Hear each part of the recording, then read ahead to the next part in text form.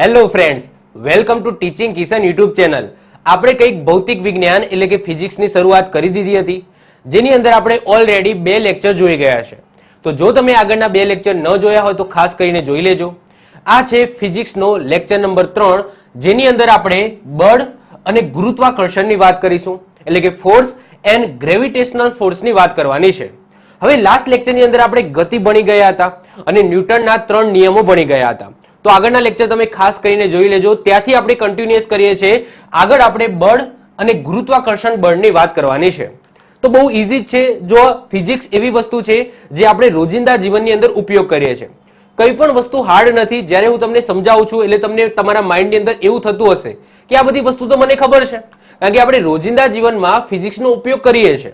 તો કંઈ હાર્ડ નથી. જો તમે પ્રોપરલી સમજશો તો ઇઝીલી છે ફિઝિક્સ આવડી જ જશે. એટલું બહુ હાર્ડ નથી. ઓકે, અને હું સમજાવું છું, ઇઝીલી છે, યાદ રહી જ જશે. ઓકે, તો શરૂઆત કરીએ છીએ આજનું ચેપ્ટર બળ. તો સૌથી પહેલા બળ, જેને ઇંગ્લિશમાં ફોર્સ કહેવામાં આવે છે. હવે બળ એટલે શું? તો તમે રોજિંદા જીવનની અંદર કંઈ પણ વસ્તુ કાર્ય કરતા હશો તો એ ક્યાંક ને ક્યાંક એની પાછળ બળ સંકળાયેલું હશે. હવે સિમ્પલ વસ્તુ છે કે હું જીમ કરું છું તો જીમમાં હું ડમ્બેલ ઉઠાવું છું તો અહીંયા ક્યાંક ને ક્યાંક બળ લગાવું છું. અહીંયા પુસ્તક છે, એ પુસ્તક વાંચું છું તો એમાં પણ મારું થોડું બળ છે એ ઉપયોગમાં આવે છે. પછી સમજી લો કીબોર્ડ ઉપર હું ટાઈપિંગ કરું છું તો એની અંદર પણ જે કી છે એના ઉપર હું બળ લગાવું છું. તો બળ છે એ ચારે બાજુ છે. આપણે કંઈ પણ કાર્ય કરીએ છીએ તો એમાં બળ છે એ લાગે છે. તો બળ એટલે શું? તો કોઈ પણ પદાર્થ ઉપર બાહ્ય અસર થતા પદાર્થ પર ખેંચાણ અને દબાણના લીધે પદાર્થની સ્થિતિ કે ગતિમાન અવસ્થામાં ફેરફાર થાય તો એને શું કહેવામાં આવે છે? બળ કહેવામાં આવે છે. અને બળ એ કેવી રાશિ છે? તો યાદ રાખજો, સદિશ રાશિ છે. એટલે કે બળને તમારે દર્શાવવું હોય તો દિશા સાથે દર્શાવવું પડે. તો બળ એ કેવી રાશિ છે? તો સદિશ રાશિ છે. બળનું મૂલ્ય એ શેના ઉપર આધાર રાખે છે? તો દળ અને પ્રવેગ ઉપર આધાર રાખે છે. હવે બળનું મૂલ્ય એ આપણે આગળનો જે લેક્ચર હતો ન્યૂટનની ગતિનો બીજો નિયમ, તો એની અંદર આપણે જોઈ ગયા હતા F બરાબર ma. ઓકે, F બરાબર ma એટલે કે જે બળ છે એ શેના ઉપર આધાર રાખે છે? તો એ જે વસ્તુ છે એના દળ અને પ્રવેગ ઉપર આધાર રાખે છે. તો F બરાબર ma આ આપણે સૂત્ર જોઈ ગયા હતા, જે ન્યૂટનની ગતિનો ઓકે બીજો નિયમ છે એ દર્શાવે છે, જેને વેગમાનનો નિયમ પણ કહેવામાં આવે છે. તો આના આધારે બળ છે એનો એકમ કઈ રીતના બનશે, એનો યુનિટ કઈ રીતના બનશે? તો દળ છે, તો દળને આપણે કઈ રીતના ગણીએ છીએ? તો દળને ઇંગ્લિશમાં માસ કહેવામાં આવે. શું કહેવામાં આવે? માસ કહેવામાં આવે, વેઇટ ન કહેવામાં આવે. અમુક લોકો દળ અને વજન બંનેને એક માની લે છે. તો દળ વસ્તુ અલગ છે, વેઇટ એટલે કે વજન વસ્તુ અલગ છે. હવે દળ એટલે શું અને વજન એટલે શું છેલ્લે આપણે જોઈએ છે. તો દળ એને ઇંગ્લિશમાં માસ કહેવામાં આવે છે ગુણ્યા પ્રવેગ. તો બળનો એકમ કઈ રીતના થશે? તો જે દળ છે, જે માસ છે, એનો એકમ શું છે? તો કેજી છે, એટલે કે કિલોગ્રામ છે. પ્રવેગ, તો પ્રવેગ એટલે શું થાય? તો પ્રવેગ એટલે તમને ખબર જ છે. તો પ્રવેગ એટલે મીટર ભાગ્યા સેકન્ડનો સ્ક્વેર થશે. શું થશે? મીટર ભાગ્યા સેકન્ડનો સ્ક્વેર. તો આ રીતના બળ છે એનો એકમ કઈ રીતના બન્યો? તો કેજી ગુણ્યા મીટર ભાગ્યા સેકન્ડનો સ્ક્વેર. હવે બળ છે એને એસઆઈ એકમ પણ આપવામાં આવ્યો છે સ્પેશિયલી, અને એનો એસઆઈ એકમ યાદ રાખજો ન્યૂટન છે. તો બળનો એકમ પૂછાય તો 3 છે, 3 બળના એકમો છે. 3 તમારે યાદ રાખવાનો. કાં તો તમે એના સૂત્ર ઉપરથી બનાવો, તો જો એના સૂત્ર ઉપરથી બનાવશો તો કેજી ગુણ્યા મીટર ભાગ્યા સેકન્ડનો સ્ક્વેર થશે. પરંતુ એનો એસઆઈ એકમ પૂછાય તો આન્સર શું આવશે? ન્યૂટન આવશે. તો ન્યૂટન એ બળનો એસઆઈ એકમ છે. તો 1 ન્યૂટન બરાબર શું થશે? તો 1 કેજી ગુણ્યા મીટર ભાગ્યા સેકન્ડનો સ્ક્વેર થશે. તો આને તમે ન્યૂટન પણ કહી શકો. આને તમે શું કહી શકો? ન્યૂટન પણ કહી શકો. તો બળનો એકમ પૂછાય તો આન્સર શું આવશે? ન્યૂટન આવશે. એ એનો એસઆઈ એકમ છે. એના સિવાય એક બીજો પણ એકમ છે જેને કહેવામાં આવે છે ડાઇન. તો બળનો એસઆઈ એકમ ન્યૂટન છે, આ સાથે સાથે એનો એક બીજો પણ એકમ છે ડાઇન. તો આપણે 3 એકમો યાદ રાખવાના છે. અને એક ડાઇન અને ન્યૂટન, ડાઇન અને ન્યૂટન વચ્ચે સંબંધ શું છે? તો 1 ડાઇન બરાબર 10⁻5 ગાંઠ ન્યૂટન થાય, અથવા તો ઊંધું લખો તો 1 ન્યૂટન બરાબર 10⁻5 ડાઇન થાય. ઓકે, તો આ સંબંધ તમે યાદ રાખજો કે 1 ડાઇન બરાબર 10⁻5 ન્યૂટન થશે, અથવા તો 1 ન્યૂટન બરાબર 10⁻5 ડાઇન થશે. તો ફોર્સ બળમાંથી તમારે આટલી વસ્તુ ખાસ યાદ રાખવાની છે. એનો એકમ એક્ઝામની અંદર પૂછાય છે, યાદ રાખવાનું. આ બળનું સૂત્ર છે F બરાબર ma. આ તો ઘણી વખત પૂછાઈ ગયું, તો આ પણ વેરી વેરી ઇમ્પોર્ટન્ટ છે, યાદ રાખીશું. હવે વાત કરીએ બળની. તો બળના જો 2 પ્રકાર છે. એક છે સંતુલિત બળ અને બીજું છે અસંતુલિત બળ. હવે આ બે ટર્મ છે એ પણ આપણે આગળના લેક્ચરની અંદર ભણી ગયા હતા, મેં સમજાવ્યું હતું થોડું, તો પણ આની અંદર આપણે એક્ઝામ્પલ દ્વારા સમજી લઈએ. તો સૌથી પહેલા વાત કરીએ સંતુલિત બળ. સંતુલિત બળ નામથી જ ખબર પડી જાય છે. તો જે બળોની સંયુક્ત સ્થિતિ હેઠળ પદાર્થની સ્થિર અથવા તો ગતિમાન અવસ્થામાં ફેરફાર ન થાય તો એવા બળને સંતુલિત બળ કહેવામાં આવે છે. જેની અંદર સ્થાનાંતર છે ને એ 0 હોય, મતલબ કે જે પદાર્થ છે એ હલે જ નહીં. એક્ઝામ્પલ તરીકે વાત કરીએ કે અહીંયા એક રસ્સી ખેંચ છે. આ રસ્સી ખેંચની અંદર આ બાજુ 3 માણસો છે, આ બાજુ 3 માણસો છે. હવે આ 3 માણસો કેટલું બળ લગાવે છે? તો 300 ન્યૂટન જેટલું બળ લગાવે છે. અને આ 3 માણસો છે એ પણ 300 ન્યૂટન જેટલું બળ લગાવે છે. હવે મને એમ કહો કે આ જે રસ્સી ખેંચ છે એ કયા તરફ ઝૂકશે? તો એક કઈ તરફ ઝૂકશે નહીં. કેમ? કારણ કે બંને બાજુ સંતુલિત બળ છે. એટલે કે આ બાજુ પણ 300 ન્યૂટનનું બળ લાગે છે, આ બાજુ પણ 300 ન્યૂટનનું બળ લાગે છે. એટલે આ જે સ્થિતિ છે એ એજ ઇટ ઇઝ રહેવાની છે. કોઈ પણ તરફ રસ્સી છે એ ખેંચાવાની નથી. ક્લિયર? કારણ કે બંને બાજુથી બળ સમાન લાગે છે. આવું એક તમને બીજું એક્ઝામ્પલ આપું કે અહીંયા કોઈ પેટી પડેલી છે. આ પેટીને બંને માણસો બંને બાજુથી ધક્કો મારે છે અને બંને સમાન બળ લગાવે તો આ પેટી ક્યાં જશે? તો ક્યાંય નથી જવાની, ક્યાંય સ્થળાંતર થશે જ નહીં.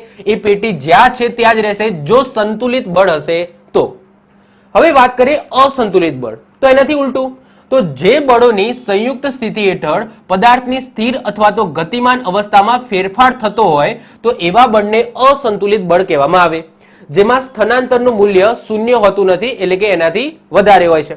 જેમ કે વાત કરીએ આ બાજુથી 400 ન્યૂટનનું બળ લગાવવામાં આવે છે અને આ બાજુથી 300 ન્યૂટનનું બળ લગાવવામાં આવે છે. તો સિમ્પલ વસ્તુ છે કે આ જે 3 લોકો છે એ આ બાજુ ખેંચાઈ જશે, કારણ કે આ બાજુ બળનું મૂલ્ય વધારે છે, એટલે કે બેલેન્સ નથી. ઓકે, અસંતુલિત બળ લગાવવામાં આવે છે તો એને અસંતુલિત બળ કહેવામાં આવે. એક્ઝામ્પલ તરીકે આ જે માણસ છે એ સમજી લો પહેલવાન છે, તો એ આ બાજુ ધક્કો મારે છે અને એનું બળ છે વધારે છે, સમજી લો કે 400 ન્યૂટન જેટલું છે. આ હલકો ફુલકો માણસ છે એ સમજી લો કેટલું બળ લગાવે છે? તો 300 કે 200 ન્યૂટન જેટલું બળ લગાવે છે. તો આ પેટી કઈ બાજુ જશે? તો આ પેટી આ બાજુ જશે, કારણ કે આનામાં તાકાત વધારે છે, એ ધક્કો મારે છે એટલે પેટી આ બાજુ ખસવાની છે. તો આવા બળને શું કહેવામાં આવે? અસંતુલિત બળ કહેવામાં આવે. તો સિમ્પલ છે, આઈ હોપ સો ખ્યાલ આવે એવું છે. હવે વાત કરીએ આગળ સંતુલિત બળની. હવે જો બે બળ જોઈએ આપણે, સંતુલિત બળ અને અસંતુલિત બળ. હવે આપણે શેમાં જઈશું? તો હવે આપણે અસંતુલિત બળ તરફ જઈશું. સંતુલિત બળની અંદર બીજું કંઈ આવતું નથી, કારણ કે સંતુલિત બળ છે એની અંદર કોઈ પણ સ્થાનાંતર થતું નથી. હવે આપણે અસંતુલિત બળની અંદર આગળ વધવાનું છે. તો અસંતુલિત બળની અંદર પણ બે પ્રકારો આવે છે. એક આવે છે સંપર્ક બળ. સંપર્ક એટલે ટચ થવું જોઈએ, મતલબ કે સંપર્કમાં હોય એ ટાઈપનું બળ. અને બીજું છે બિન સંપર્ક બળ, એટલે કે સંપર્કમાં આયા વગર જ બળ લાગે તો એને આપણે બિન સંપર્ક બળ કહીશું. સૌથી પહેલા વાત કરીએ સંપર્ક બળની, તો આ બળ લગાવવા શરીરનો ભૌતિક વસ્તુ સાથેનો સંપર્ક થવો જરૂરી છે. અને સંપર્ક બળના બે પ્રકારો છે, એક ઘર્ષણ બળ અને બીજું છે સ્નાયુ બળ. વાત કરીએ બિન સંપર્ક બળની, તો બિન સંપર્ક બળ એટલે શું? કે કોઈ પણ જાતનો સંપર્ક વિના બળ લાગે છે તો એવા બળને બિન સંપર્ક બળ કહેવામાં આવે છે. જેમ કે ચુંબકીય બળ છે, પછી ગુરુત્વાકર્ષણ બળ છે, જેમ કે સ્થિર વિદ્યુત બળ છે. તો સ્થિર વિદ્યુત બળ, ગુરુત્વાકર્ષણ બળ, ચુંબકીય બળ, તો આ બધા બળ કેવા છે? તો બિન સંપર્ક બળ છે. હવે વન બાય વન એક એક કરીને આપણે બધા સમજવાના છે. તો સૌથી પહેલા આપણે શું કરીશું? સંપર્ક બળ છે એની અંદર બે પ્રકારો છે, ઘર્ષણ બળ અને સ્નાયુ બળ, એને સમજીએ. અને એના પછી આપણે બિન સંપર્ક બળ જોઈશું, જેની અંદર ચુંબકીય બળ, ગુરુત્વાકર્ષણ બળ અને સ્થિર વિદ્યુત બળ આવે છે, એને આપણે સમજવાનું છે. તો સૌથી પહેલા આપણે વાત કરીશું સંપર્ક બળની. તો સંપર્ક બળ કેટલા હતા? બે હતા. એક ઘર્ષણ બળ હતું અને બીજું હતું સ્નાયુ બળ. તો ઘર્ષણ બળની વાત કરીએ તો જ્યારે કોઈ સપાટી પર પદાર્થ ગતિ કરે છે, જ્યારે કોઈ સપાટી ઉપર પદાર્થ ગતિ કરે છે ત્યારે તેને અવરોધતું બળ એટલે કે ઘર્ષણ બળ લાગે છે. સિમ્પલ વસ્તુ છે કે અહીંયા કોઈ પેટી પડેલી છે. હવે આ પેટીને હું ધક્કો મારું છું તો એ આસાનીથી ખસશે ના, કારણ કે પેટી અને જમીન વચ્ચે ઓકે કયું બળ લાગે છે? ઘર્ષણ બળ લાગે છે, જે એકબીજાની વિરુદ્ધ હશે. એટલે કે પેટી આ બાજુ ખસે છે તો એના વિરુદ્ધમાં એનું ઘર્ષણ બળ લાગશે, એના કારણે મારે વધારે તાકાત લગાવવી પડશે. હવે માની લો કે અહીંયા હું પૈડા લગાવી દઉં, ઓકે પેટીના નીચે પૈડા લગાવી દઉં તો ઘર્ષણ ઓછું થઈ જાય, અને ઘર્ષણ ઓછું થવાના કારણે હું ઓછા બળની અંદર એ પેટીને સારી રીતના ખસેડી શકીશ. તો યાદ રાખજો, જેટલું ઘર્ષણ બળ વધારે હોય, ઓકે જેટલું ઘર્ષણ બળ વધારે હોય એટલી મહેનત મારે વધારે કરવી પડે, એટલું ફોર્સ મારે વધારે લગાવવું પડે. તો ઘર્ષણ બળ એટલે સિમ્પલ વસ્તુ છે. તો ઘર્ષણ બળ હંમેશા યાદ રાખજો પદાર્થની ગતિની વિરુદ્ધ દિશાની અંદર લાગે છે. તો પદાર્થ છે, સમજી લો કે આ વ્યક્તિ છે એને આ રીતના ખેંચે છે. ઓકે, આ રીતના ખેંચે છે તો એના વિરુદ્ધ સામે, ઓકે, એના વિરુદ્ધ સાઈડે કયું લાગશે? તો ફ્રિક્શન ફોર્સ લાગશે, એટલે કે ઘર્ષણ બળ લાગશે. ઓકે, સિમ્પલ છે. એના પછી વાત કરીએ સ્નાયુ બળ. સ્નાયુ બળ એટલે શું? તો શરીરના વિવિધ સ્નાયુઓ દ્વારા લાગતા બળને કયું બળ કહેવામાં આવે? સ્નાયુ બળ કહેવામાં આવે. હવે સ્નાયુ બળ છે એ તો આપણે રોજિંદા જીવનની અંદર લગાવતા જઈએ છીએ. જેમ કે વાત કરીએ જીમ કરીએ છીએ તો જીમથી આપણે શું કરીએ છીએ? કોઈ વસ્તુને આપણે ઉપાડીએ છીએ તો આપણા સ્નાયુઓ દ્વારા એને બળ લગાવવામાં આવે છે. હું ટાઈપિંગ કરું છું તો ટાઈપિંગમાં પણ મારી આંગળીઓ દ્વારા, સ્નાયુઓ દ્વારા બળ લગાવવામાં આવે છે. હું ક્રિકેટ રમું છું તો એને હું બેટથી ફટકારું છું તો મારા સ્નાયુઓ દ્વારા બેટ છે એ આ રીતના જાય છે અને દડાને હિટ કરે છે. તો આપણે રોજિંદા જીવનમાં જે પણ વસ્તુ કરીએ છીએ આપણા દ્વારા, તો એની અંદર આપણે કયું બળ સામેલ હોય છે? તો આપણું સ્નાયુ બળ છે એ સામેલ હોય છે. અને આ બંને કેવા છે? સંપર્ક બળ છે, જેને આપણે કહેવાય કે ટચ કરીને આપણે યુઝ કરવા પડે. તો અહીંયા તમે જો ઘર્ષણ બળ છે એ પણ ટચ થાય છે, એ દેખાય છે, ભૌતિક રીતે ટચ થાય છે, ફિઝિકલ ટચ થાય છે. જે જમીન અને વસ્તુ છે ફિઝિકલ રીતે ટચે છે. એ જ રીતના અહીંયા સ્નાયુ બળ જો, તો અહીંયા પણ સ્નાયુ બળ છે એ પણ ફિઝિકલ રીતના, ઓકે, આપણે ઉપાડવું પડે છે. તો આ પણ કેવું બળ થશે? તો સંપર્ક બળ થશે. ક્લિયર? તો સંપર્ક બળના બે પ્રકાર છે, ઘર્ષણ બળ અને સ્નાયુ બળ. ક્લિયર છે? ચલો વધીએ છીએ આગળ. હવે વાત કરીએ બિન સંપર્ક બળ. હવે બિન સંપર્ક બળના 3 પ્રકાર હતા. એની અંદર જે પહેલો પ્રકાર છે એ છે ચુંબકીય બળ. હવે ચુંબક તો તમે જોયું જ હશે. ચુંબક કેવું હોય? તો આ ટાઈપનું ચુંબક તમે જોયું હશે. એના તમને ખબર હોય કે 2 પોલ હોય, એક બાજુ N હોય, બીજું બાજુ S હોય. N નો મતલબ થાય નોર્થ પોલ, S નો મતલબ થાય સાઉથ પોલ. હવે સિમ્પલ વસ્તુ, આ વસ્તુ તો તમે અનુભવી હશે કે ભાઈ જે વિરુદ્ધ પ્રકારના નોર્થ હોય, ઓકે, વિરુદ્ધ પ્રકારના નોર્થ હોય, એટલે કે સમજી લો આ બાજુ N હશે અને આ બાજુ S હશે. 2 ચુંબક લીધા, એમાં આ બાજુ N અને આ બાજુ S છે, અને આ બાજુ N અને આ બાજુ S છે. તો આ બંને વચ્ચે કેવું થશે? એક બળ લાગશે. કેવું બળ લાગશે? તો આકર્ષણ બળ લાગશે. તો જે વિરુદ્ધ પોલ હશે, આ વિરુદ્ધ પોલ વચ્ચે આકર્ષણનું બળ લાગશે. અને સમજી લો કે બે સેમ હશે. સમજી લો કે આ બાજુ N છે, ઓકે, આ બાજુ N છે, અને બીજા ચુંબકનું પણ આ બાજુ N છે. તો અહીંયા જે સમાન પોલ હશે તો એ બંને વચ્ચે અપાકર્ષણનું બળ લાગશે. હવે આ છે ને એ બિન સંપર્ક છે. કેમ બિન સંપર્ક? સિમ્પલ વસ્તુ છે. જો આ બંને છે ને બિન સંપર્ક એટલા માટે છે કારણ કે જો હજુ તો આ બે ચુંબક આટલી સુધી જ છે, મતલબ કે વચ્ચે ગેપ છે, હજુ એ ફિઝિકલ ટચમાં નથી આવ્યા, હજુ વચ્ચે ગેપ છે. તો પણ સમજી લો કે થોડી ગેપ હશે ને તો પણ એકબીજા સાથે ચોંટી જશે. મતલબ કે સંપર્ક વગર પણ એ બંને વચ્ચે કેવું લાગે છે? બળ લાગે છે. એ જ રીતના તમે સમજી લો કે આ બાજુ N હશે ધ્રુવ, તો હજુ આટલી ગેપ હશે અને આ ચુંબકને થોડું આ બાજુ ખસેડશો તો ઓટોમેટિક વચ્ચે ગેપ હોવાના કારણે પણ, ઓકે, આ જે ચુંબક છે એ આ બાજુ ખસશે. એટલે કે બંને વચ્ચે સંપર્કમાં આયા વગર આ બળ લાગે છે. એટલા માટે ચુંબકીય બળ કેવું છે? તો બિન સંપર્ક બળ છે. ઓકે, સમજી લો કે આ રીતનો હોય છે. તો આ ચુંબક છે તો એની આજુબાજુ, ઓકે, આ રીતના ચુંબકીય ક્ષેત્ર હોય છે. અને જ્યારે બીજું ચુંબક છે એની જોડે આવે છે તો સમજી લો આટલું દૂર હોય તો પણ, ઓકે, એ બંને વચ્ચે શું થઈ જશે? આકર્ષણ થઈ જશે અને બંને જોડાવા માટે એકબીજાને ચોંટી જશે. આપણે બળ ન લગાવીએ તો પણ ચુંબકીય ક્ષેત્રના કારણે બંને ચુંબક છે ચોંટી જશે. એ જ રીતના સમજી લો કે આ N છે એ આ બાજુ હોય તો બંને વચ્ચે શું થશે? અપાકર્ષણ થશે. અને એ અપાકર્ષણના કારણે વચ્ચે ગેપ હશે, એ ગેપ એજ ઇટ ઇઝ રહેશે. એટલે કે તમે સમજી લો કે આ થોડું ખસેડો છો તો સામે પણ N પોલ હશે તો એ શું થશે? આ સામેવાળું જે ચુંબક છે એ થોડું આગું જશે. કેમ? સંપર્કમાં નથી આવ્યા તો પણ, કારણ કે ચુંબકીય ક્ષેત્ર એટલું સ્ટ્રોંગ હોય છે. ઓકે, તો જોઈએ આપણે તો ચુંબકના નોર્થ અને સાઉથ પોલ વચ્ચે શું થાય છે? આકર્ષણ બળ લાગે છે. અને સમાન પોલ વચ્ચે શું થાય છે? અપાકર્ષણ બળ લાગે છે. આ ચુંબકો એકબીજાના સંપર્કમાં આવ્યા વગર જ બળ લગાડે છે. એટલા માટે ચુંબકીય બળ કેવું થશે? તો બિન સંપર્ક બળ થશે. ચુંબકનું જે ચુંબક તત્વ છે, આ કોઈ ચુંબક છે એનું ચુંબક તત્વ છે એ શેની અંદર માપવામાં આવે છે? યાદ રાખજો, ટેસ્લા અને વેબરની અંદર માપવામાં આવે છે. તો યાદ રાખજો, વેરી ઇમ્પોર્ટન્ટ છે કે ચુંબકનું જે ચુંબક તત્વ છે એ શેની અંદર માપવામાં આવે છે? તો ટેસ્લા અને વેબરની અંદર માપવામાં આવે છે. હવે એના પછી બીજા નંબરનું વાત કરીએ, સ્થિર વિદ્યુત બળ. કયું બળ? સ્થિર વિદ્યુત બળ.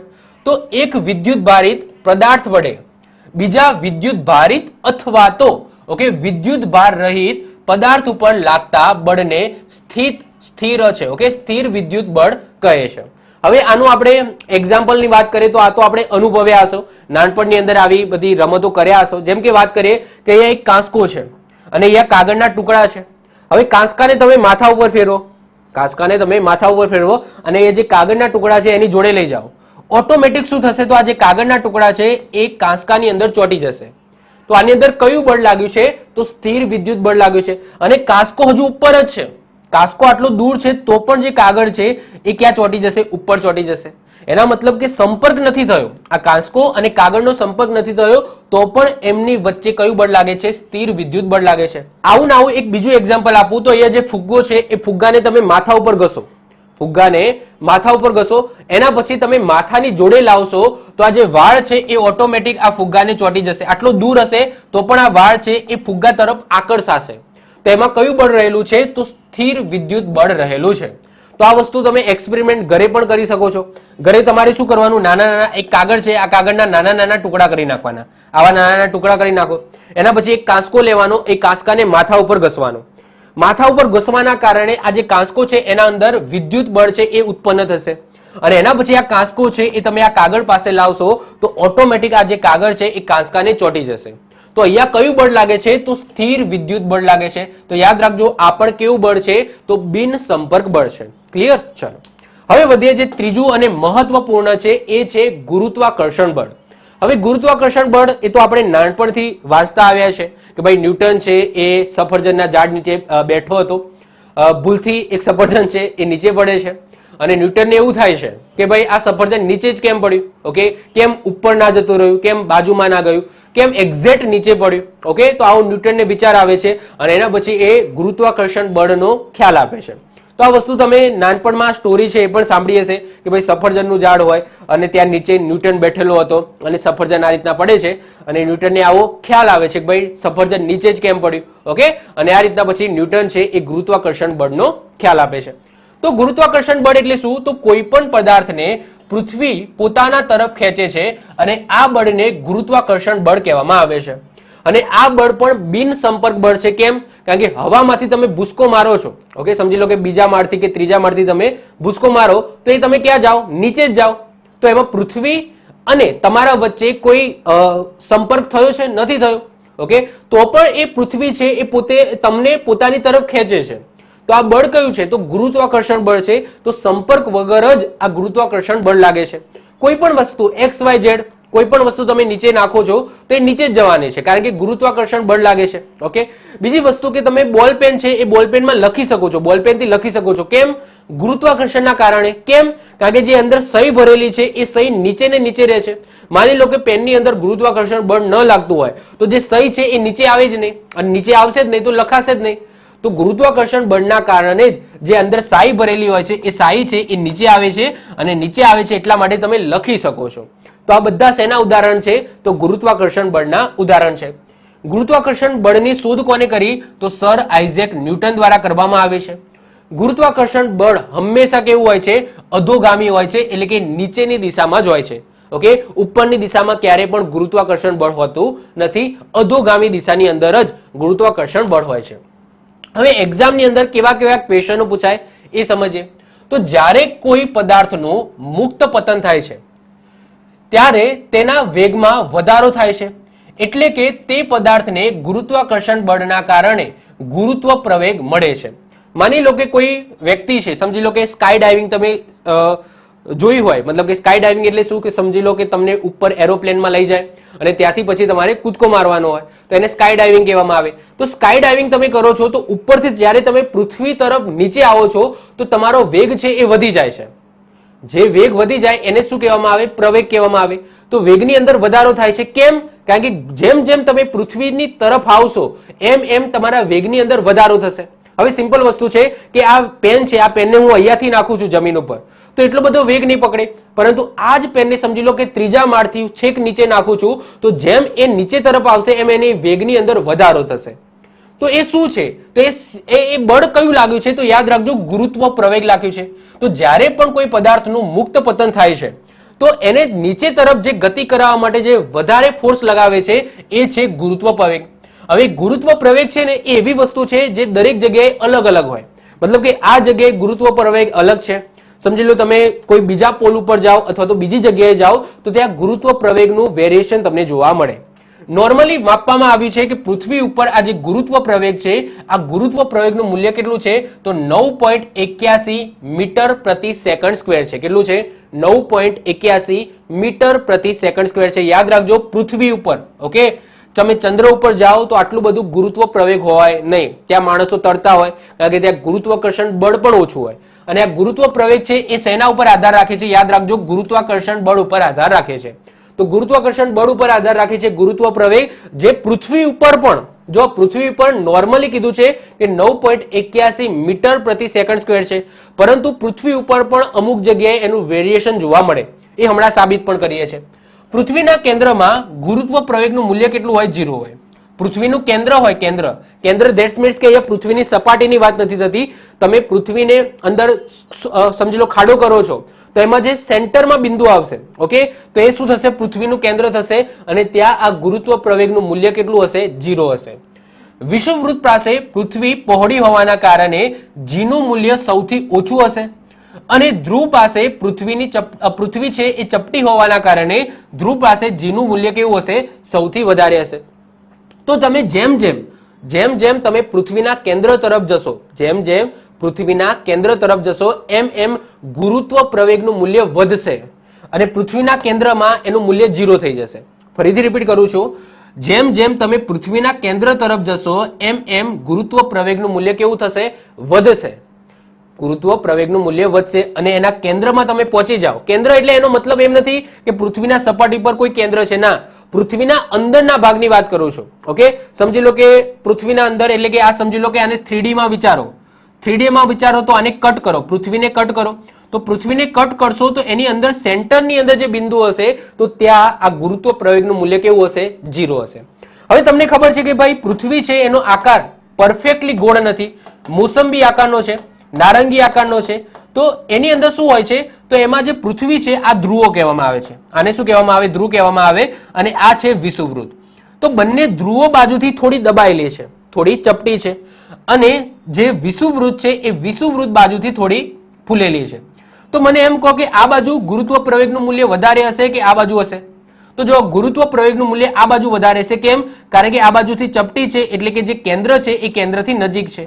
જ્યારે વિષુવવૃત્ત છે એ કેન્દ્રથી થોડું દૂર છે. ધ્રુવોના કમ્પેરિઝનમાં વાત કરીએ તો વિષુવવૃત્ત છે એ થોડું દૂર છે, એટલા માટે વિષુવવૃત્ત પાસે કેવું હશે? જીનું મૂલ્ય ઓછું હશે. અને જે ધ્રુવ છે આ ધ્રુવો પાસે જીનું મૂલ્ય છે એ વધારે હશે. ઓકે, તો અલગ અલગ જગ્યાએ આ જે જી છે એનું મૂલ્ય અલગ અલગ હોઈ શકે છે, પણ નોર્મલી પૃથ્વી ઉપર જીનું મૂલ્ય કેટલું હશે? 9.81 મીટર પ્રતિ સેકન્ડ સ્ક્વેર હશે. અને બીજા ગ્રહ ઉપર જાઓ તો બીજા ગ્રહ ઉપર આ જીનું મૂલ્ય છે એ બદલાઈ જાય. ઓકે, બધા ગ્રહ ઉપર અલગ અલગ જીનું મૂલ્ય હશે. કારણ કે તમે ચંદ્ર ઉપર જાઓ તો ચંદ્ર ઉપર તમને આટલું બધું ગુરુત્વાકર્ષણ બળ ન લાગે, કારણ કે ત્યાં જીનું મૂલ્ય બહુ ઓછું છે. એના કારણે ત્યાં પેન નાખો તો એ હવામાં જ રહે. ઓકે, નીચે પડે જ નહીં. ક્લિયર? તો આ જીનું મૂલ્ય શું દર્શાવે છે? તો જીનું મૂલ્ય એ ગુરુત્વાકર્ષણ બળનું મૂલ્ય તમે કહી શકો કે એ દર્શાવે છે. ક્લિયર? હવે આગળ વાત કરીએ ગુરુત્વાકર્ષણ બળનો સાર્વત્રિક નિયમ. તો ગુરુત્વાકર્ષણ બળનો સાર્વત્રિક નિયમ શું છે? તો દરેક પદાર્થ છે એ એકબીજાને પોતાની તરફ આકર્ષે છે. આ આકર્ષણ બળ તેમના દળના ગુણાકારના સમપ્રમાણમાં અને તેમની વચ્ચેના અંતરના વર્ગના વ્યસ્ત પ્રમાણમાં હોય છે. હવે આ શું છે ધ્યાનથી સમજો. હવે મારી જોડે સમજી લો કે કોઈ બે વસ્તુ છે, XYZ, સમજી લો કે કોઈ બે વસ્તુ છે. આ બે વસ્તુ છે ને એ એકબીજાને આકર્ષે છે. તમને એવું થાય કે ભાઈ આ બે વસ્તુ એકબીજાને ક્યાં આકર્ષે છે? આકર્ષે છે, પરંતુ બહુ ઓછો ફોર્સ હોય છે, એટલા માટે એ બંને એકબીજા સાથે ચોંટી નથી જતી. પરંતુ જો એનું દળ વધારે હોય તો આને તમે અનુભવી પણ શકો. જેમ કે હવે માની લો કે અહીંયા જો બે વસ્તુ છે, આને આપણે લખી દઈએ ચંદ્ર. ઓકે, સોરી, આ છે પૃથ્વી, આ મોટું છે એટલે આ પૃથ્વી છે અને આ છે ચંદ્ર. તો ચંદ્ર અને પૃથ્વી પણ એકબીજા તરફ બળ લગાવે છે, ગુરુત્વાકર્ષણ બળ લગાવે છે. અને એના કારણે જ ઓકે પૃથ્વી છે એ પૃથ્વી ઉપર ભરતી અને ઉઠાવે છે. હવે આને મેં ડીપમાં સમજાવેલું છે બ્રહ્માંડ વાળા ચેપ્ટરમાં. તો બ્રહ્માંડ વાળા ચેપ્ટરમાં આપણા પૃથ્વી ઉપર ભરતી અને ઓટ કઈ રીતના આવે છે એ મેં સમજાવેલું છે. આઈ હોપ સો તમે એ વિડીયો જોઈ લીધો હશે. તો જો નોર્મલી બે વસ્તુ પડેલી હોય તમારા ટેબલ ઉપર તો એ પણ એકબીજા તરફ બળ લગાવે છે, પરંતુ બહુ જ નહિવત પ્રમાણમાં હોય છે, તમને ફીલ ન થાય. પરંતુ જો એનું દળ મોટું હોય, જેમ કે પૃથ્વી તમે જુઓ કેટલી મોટી છે, ચંદ્ર કેટલી મોટો છે, તો ચંદ્ર અને પૃથ્વી પણ આ રીતના બળ લગાવે છે અને એને તમે અનુભવી શકો છો, જેમ કે ભરતી અને ઓટ થાય છે. તો ભરતી અને ઓટ કેમ થાય છે? કારણ કે ચંદ્ર છે એ ચંદ્રનું ગુરુત્વાકર્ષણ બળ લાગે છે પૃથ્વી ઉપર અને એના કારણે ભરતી અને ઓટ આવે છે. ઓકે, એ વસ્તુ મેં પ્રોપરલી સમજાવેલી છે. તો આ નિયમ એ જ કહેવા માંગે છે કે દરેક પદાર્થ છે એ એકબીજાને પોતાની તરફ આકર્ષે છે, જેને તમે ગુરુત્વાકર્ષણ બળ કહી શકો છો. આ આકર્ષણ બળ તેમના દળ, યાદ રાખજો, દળના ગુણાકારના સમપ્રમાણમાં અને તેમની વચ્ચેના અંતરના વર્ગના વ્યસ્ત પ્રમાણમાં હોય છે. હવે આને જ હું ફોર્મ્યુલાથી બતાવું તો આ રીતના તમે બતાવી શકો. તો જે બળ લાગે છે, કોઈ બે પદાર્થ છે, આ બે પદાર્થ ઉપર જે બળ લાગે છે એ કઈ રીતના હશે? તો બંનેનું જે દળ હશે, માની લો કે બે પદાર્થ છે, આનું દળ m છે, m1 છે અને આનું દળ m2 છે. તો બંનેના દળના ગુણાકારના સમપ્રમાણમાં. અને વાત કરીએ કે આ જે બે વસ્તુઓ છે, આ બંને વસ્તુનું આપણે શું લઈશું? કેન્દ્રથી અંતર લઈશું. તો એ કેન્દ્રથી અંતર કેટલું છે? r છે. તો r ના વર્ગના વ્યસ્ત પ્રમાણની અંદર હોય છે. આ વ્યસ્ત પ્રમાણમાં છે, આ સમપ્રમાણમાં છે. તો આ જો આને મેં તમને ફોર્મ્યુલાથી પણ એ દર્શાવેલું છે અને યાદ રાખજો, એક્ઝામની અંદર આ ફોર્મ્યુલા છે એ પૂછાઈ જાય એવું છે. તો F એટલે તમારું બળ છે. તો બે વસ્તુ છે જે પડેલી છે એ બંને વચ્ચે કેટલું બળ લાગશે? તો કેટલું બળ લાગશે? તો આ G શું છે? તો આ છે ગુરુત્વાકર્ષણ અચળાંક, જેની વાત હમણાં કરીએ છીએ. તો એ બળ કેટલું લાગશે? તો બંને જે વસ્તુ છે એનું દળ છે એ દળના ગુણાકારના સમપ્રમાણમાં. સમપ્રમાણ એટલે શું? કે ઉપર છે અને વ્યસ્ત પ્રમાણ એટલે કે શું નીચે છે. હવે R શું છે? તો બંને જે વસ્તુ છે, આ બંને વસ્તુ સમજી લો છે, તો આ બંને વસ્તુનું તમારે કેન્દ્ર પકડવાનું અને આ બંને વસ્તુના કેન્દ્રનું જે અંતર છે એનો વર્ગ કરવાનો. R છે તો R નો વર્ગ કરવાનો અને એને વ્યસ્તમાં મૂકી દેવાનું. તો આટલું બળ લાગે છે એ બે વસ્તુ વચ્ચે. ક્લિયર? તો આઈ હોપ સો તમને ક્લિયર થઈ ગયું હશે. તો આમાં F શું છે? તો F છે તમારું બળ. G શું છે? તો G છે ગુરુત્વાકર્ષણ અચળાંક, જેનું મૂલ્ય યાદ રાખજો, તમને એક્ઝામમાં પૂછાય છે. એનું મૂલ્ય છે 6.67 ગુણ્યા 10⁻11 ન્યૂટન મીટર સ્ક્વેર ભાગ્યા કેજી સ્ક્વેર. યાદ રાખજો 6.67. ઓકે, 6.67 ગુણ્યા 10⁻11 ન્યૂટન મીટર સ્ક્વેર ભાગ્યા કેજી સ્ક્વેર. ઓકે, તો યાદ રાખજો 6.67 multiplication 10⁻11 newton metre square upon KG square. આ યાદ રાખજો, આ G નું મૂલ્ય છે, એટલે કે ગુરુત્વાકર્ષણ અચળાંકનું મૂલ્ય છે. m1 અને m2 શું છે? તો બંને પદાર્થોના દળ છે. અને R શું દર્શાવે છે? તો R છે બંને પદાર્થોના કેન્દ્ર વચ્ચેનું અંતર દર્શાવે છે. ક્લિયર? તો આ યાદ રાખજો. અને બળની દિશા પદાર્થોને જોડતી રેખાની દિશાની અંદર હોય છે. વાત કરીએ G ના મૂલ્યની, તો G નું મૂલ્ય મેં તમને કહી દીધું. અને યાદ રાખજો, આ કેવું છે? તો અદિશ રાશિ છે, એટલે કે દિશાની જરૂર નથી. તો આ G નું મૂલ્ય છે એ અચળાંક છે. અને એની શોધ કોને કરી હતી? તો યાદ રાખજો, ન્યૂટન લખીને ના આવતા. આ G ના વેલ્યુની શોધ કોને કરી હતી? જો ગુરુત્વાકર્ષણ બળની શોધ કોને કરી હતી? તો ગુરુત્વાકર્ષણ બળની શોધ ન્યૂટને કરી હતી. ઓકે, ગુરુત્વાકર્ષણ બળની શોધ ન્યૂટને કરી હતી. પરંતુ ગુરુત્વાકર્ષણ અચળાંકની શોધ કોને કરી હતી? તો યાદ રાખજો, હેનરી કેવેન્ડિશે કરી હતી. કોને કરી હતી? હેનરી કેવેન્ડિશે. વેરી ઇમ્પોર્ટન્ટ છે, યાદ રાખજો, કન્ફ્યુઝ ના થતા. ક્લિયર? તો આટલી વસ્તુ તમારે ખાસ યાદ રાખવાની છે. આ સૂત્ર પણ તમારે યાદ રાખવાનું છે. હવે આગળ વાત કરીએ દળ અને વજન. હવે ઘણા બધા લોકોને દળમાં અને વજનમાં કન્ફ્યુઝન થતું હોય છે કે ભાઈ દળ એટલે શું અને વજન એટલે શું. તો એ વસ્તુ આપણે ક્લિયર કરીએ. સૌથી પહેલા આપણે વજન સમજીએ. તો વજન એટલે શું? તો વજન એટલે m ગુણ્યા g. g શું છે? આગળ આપણે જોઈ ગયા ને, ગુરુત્વ પ્રવેગ, જેનું મૂલ્ય પૃથ્વી પર કેટલું છે? 9.8 છે. ઓકે, તો એ જ અહીંયા ગુરુત્વ પ્રવેગની વાત થાય છે. વજન w is equal to m, દળ છે. દળ શું છે એ હમણાં સમજીએ છીએ. તો વજનનું મૂલ્ય કેટલું હોય? તો દળ ગુણ્યા ગુરુત્વ પ્રવેગ ઉપર હોય. તો જ્યાં ગુરુત્વ પ્રવેગ બદલાઈ જશે, જો દળ ક્યારેય પણ ના બદલાય. તમે પૃથ્વી ઉપર છો તો તમારું દળ સેમ જ રહેવાનું છે. તમે ચંદ્ર ઉપર જાઓ તો પણ તમારું દળ સેમ જ રહેવાનું છે. બદલાશે શું? તો તમારું વજન બદલાશે. વજન બદલાશે તો એ વજન છે એ શેના ઉપર આધાર રાખે છે? તો ગુરુત્વ પ્રવેગ ઉપર આધાર રાખે છે. અને ગુરુત્વ પ્રવેગ બધી જગ્યાએ અલગ અલગ હોય છે. આગળ આપણે સમજી ગયા. તો વજનનો એકમ શું થશે? તો કેજી ગુણ્યા મીટર ભાગ્યા સેકન્ડ સ્ક્વેર થશે. યાદ રાખજો, વજનનો એક બીજો પણ એકમ છે ન્યૂટન. તો ન્યૂટન એ વજનનો પણ એકમ છે. ઓકે, તો ન્યૂટન એ આગળ આપણે જોઈ ગયા ફોર્સ, એટલે કે બળનો એકમ છે. તો બળના જેવું જ મૂલ્ય છે. જો બળ બરાબર શું થતું હતું? F બરાબર m થતું હતું. F બરાબર m થતું હતું. તો અહીંયા એ જ છે. m એટલે શું? માસ છે. અને a એટલે શું હતું? પ્રવેગ હતો. ખાલી વજનની અંદર ગુરુત્વ પ્રવેગ છે. એફ એટલે કે બળના સૂત્રમાં શું હતું? એમ ગુણ્યા એ હતું એટલે કે પ્રવેગ હતું. અહીંયા શું છે? ગુરુત્વ પ્રવેગ છે, પરંતુ જે સંજ્ઞા છે એ તો બધી એમના એમ જ રહેવાની છે. એટલા માટે વજનની જે કહેવાય એકમ એ પણ કેવો છે? ન્યૂટન છે. તો વજન એ દળ અને ગુરુત્વ પ્રવેગ એમ બંને ઉપર આધાર રાખે છે.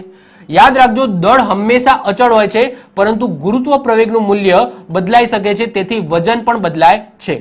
વજન એ યાદ રાખજો સદિશ રાશિ છે. કેવી છે? સદિશ રાશિ છે.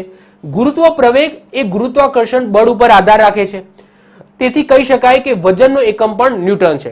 કેમ? કારણ કે ગુરુત્વ પ્રવેગ છે એ ગુરુત્વાકર્ષણ બળ ઉપર આધાર રાખે છે, અને ગુરુત્વાકર્ષણ બળની શોધ કોને કરી હતી? ન્યૂટને કરી હતી, અને એના કારણે વજન છે એ વજનનો એકમ પણ ન્યૂટન છે. ચંદ્ર ઉપર ગુરુત્વ પ્રવેગ છે એનું મૂલ્ય પૃથ્વી કરતા 6 ભાગનું છે. યાદ રાખજો, વેરી ઇમ્પોર્ટન્ટ છે. ચંદ્ર ઉપર ગુરુત્વ પ્રવેગ છે એનું મૂલ્ય કેટલું છે? પૃથ્વી કરતા 6 ભાગનું છે. એનો મતલબ શું? કે પૃથ્વી ઉપર તમારું વજન 60 કેજી છે. ઓકે, તમે પૃથ્વી ઉપર તમારું વજન 60 કેજી છે. તમે ચંદ્ર ઉપર જાઓ છો અને ચંદ્ર ઉપર વજન કરો છો તો તમારું વજન 10 કેજી થશે, માત્ર 10 કેજી. ઓકે, તો યાદ રાખજો, જે ગુરુત્વ પ્રવેગ છે એ ગુરુત્વ પ્રવેગનું મૂલ્ય પૃથ્વી ઉપર, ઓકે, જે મૂલ્ય છે એનાથી 6 ભાગનું મૂલ્ય ચંદ્ર ઉપર છે. એટલે કે પૃથ્વી ઉપર તમારું વજન 60 કેજી થાય છે, તો ચંદ્ર ઉપર તમારું વજન કેટલું થશે? 10 કેજી થશે. અને એના કારણે જે વજન છે એ વજન બદલાઈ શકે છે. ઓકે, જુદી જુદી જગ્યાએ વજન અલગ અલગ હશે, કારણ કે વજન છે એ ગુરુત્વ પ્રવેગ ઉપર આધાર રાખે છે. હવે વાત થાય દળ. દળ કોને કહેવામાં આવે? તો જે તે પદાર્થનું દળ પદાર્થના આંતરિક બંધારણ ઉપર આધાર રાખે છે, અને તે ગુરુત્વાકર્ષણ બળ ઉપર આધાર રાખતું નથી. એટલે કે સમજી લો, હું છું તો મારું જે આંતરિક બંધારણ છે એ તો સેમ જ રહેવાનું છે. હું અહીંયા હોઉં, ચંદ્ર ઉપર જાઉં, ગુરુ ઉપર જાઉં કે શુક્ર ઉપર જાઉં, મારું જે આંતરિક બંધારણ છે જેને હું દળ કહું છું તો એ તો સેમ જ રહેવાનું છે. મારું વજન બદલાશે, પરંતુ જે દળ છે એ તો સેમ જ રહેવાનું છે. એની અંદર જે કણો છે, સમજી લો કે અહીંયા કોઈ વસ્તુ પડી છે, આ બોટલ છે, આ બોટલનું દળ છે એ તમે ગમે તે જગ્યાએ લઈ જાઓ, સેમ જ હશે. એનું વજન બદલાશે, પરંતુ દળ છે એ સેમ જ રહેવાનું છે. આનું જે આંતરિક બંધારણ છે, આની અંદર જે કણો છે એ તો સેમ જ રહેવાના છે, તમે ગમે તે જગ્યાએ લઈ જાઓ. તો યાદ રાખજો, દળ છે એનું મૂલ્ય એ ગુરુત્વાકર્ષણ બળ ઉપર આધાર રાખતું નથી. અને દળ યાદ રાખજો અદિશ રાશિ છે. કેવી છે? અદિશ રાશિ છે.